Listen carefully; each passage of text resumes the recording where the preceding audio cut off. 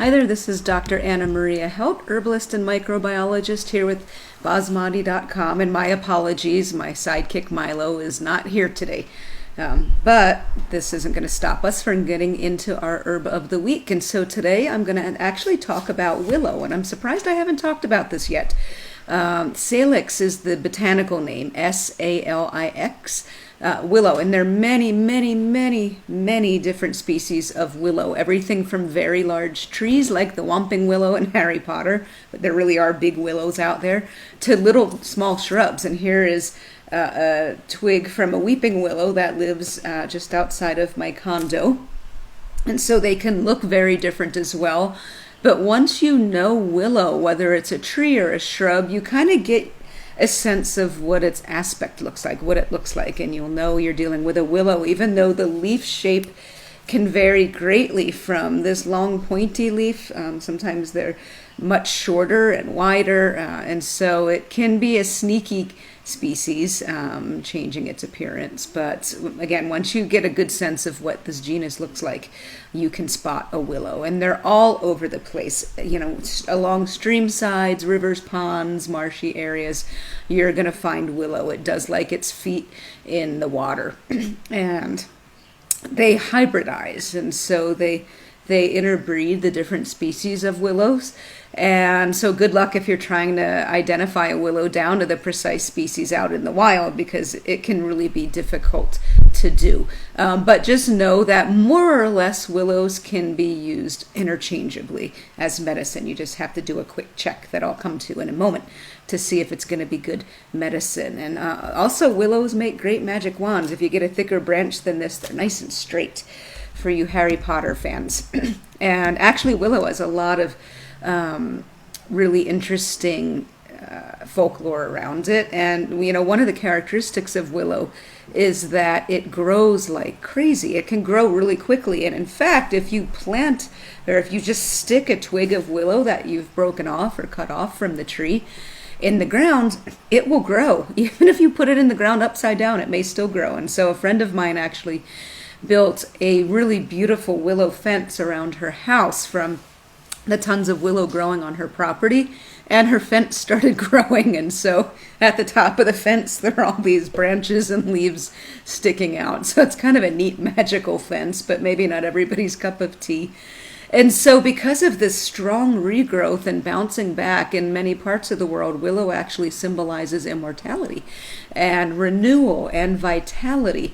And it also symbolizes strength, because willow can bend. It can bend down to the ground without breaking. It will bounce back. It's not brittle. So it's very strong in that regard. And it symbolizes strength. So if you feel like you're easily knocked down by life and you need an ally for support, go find a willow to sit under and hang out with, and maybe collect some willow leaves and make a little amulet or something that you can carry around with you, or even put them in your wallet, just to set that intention of learning how to kind of bend with the crap that life will often throw at you, at us, at all of us. And so on to the medicinal uses. Many of you are probably familiar with them. Willow is used and has been forever as a pain reliever.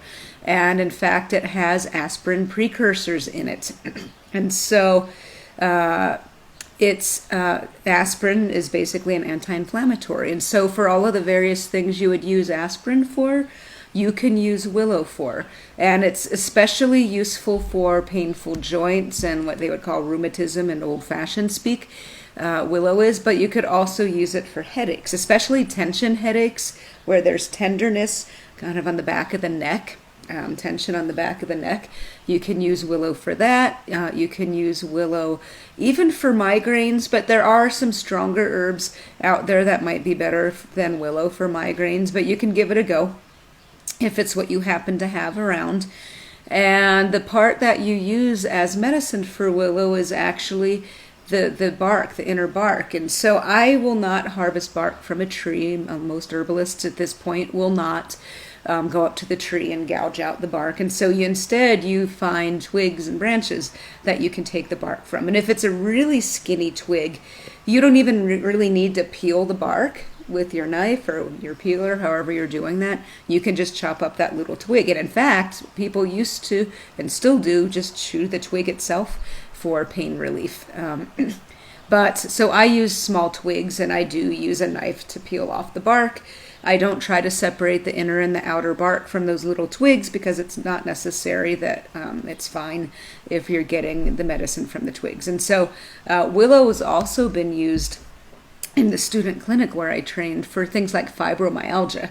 Only there you're using pretty big doses, like an ounce of the dried bark simmered for a while in a pot. That's a dose. Or 15 to 30 drops of a liquid extract. That's a very high dose of willow. And the thing with willow is it's similar to aspirin that's not buffered in that it can upset your stomach. In fact, some people that are really sensitive may even vomit after they drink willow tea or take willow extract. And an herb you can mix it with to buffer it is a small amount of licorice. And, mostly willow, but maybe a couple drops of licorice if you're doing, say, 10 drops of willow to help buffer it. And if you're worried about licorice and the blood pressure effects it can have, get DGL licorice. That will also work as a buffer. I've never had a problem with licorice, by the way, and I know I'm going on a tangent here. I use it at very low doses in formulas for clients who do not have high blood pressure, and there's never been a problem. But licorice does, in high amounts with frequent usage, have the potential to cause electrolyte imbalances and raise your blood pressure. But if you use DGL licorice for your aspirin buffer, your willow buffer, then that's not so much of an issue. And you'll still get that soothing aspect of the licorice. And it'll make the willow taste a little bit better if you don't like that bitter flavor of willow. Now, I alluded to how to know whether the willow growing near you is good medicine. And what you can do is just scrape off a little bit of the brown bark from a twig and make sure, I'm going to sneeze 1 second. Oh, goodness, pardon me. All right, so usually it comes in twos. And then make sure you can taste a little bit of that green inner bark, and it should be bitter tasting, and it should be astringent on your tongue, which means there should be a bit of a drying feeling there. And you'll learn what it should taste like the more you use willow. But if it's not very bitter and not giving you the kind of that drying, astringent feeling on your tongue, then that particular willow might not be the strongest medicine. So this is called organoleptic testing. Our body, our senses are actually way more sensitive than a machine when it comes to analyzing what's in our medicine and knowing if it's good medicine. And so, what else do I want to talk about? Oh, so also because it has aspirin-related compounds in it, you do not want to use willow in children that have a fever. And I wouldn't even use it in, say, young teens or preteens with a fever because of Rye syndrome, which is a scary biochemical interaction that can happen in young people who have a viral infection. There's a bad interaction that can happen with the chemistry of aspirin, and that holds for any herb that has aspirin precursors in it as well, whether we're talking about willow or meadowsweet or black cohosh, things like that that have aspirin type chemistry in them. You want to avoid in young children with a fever.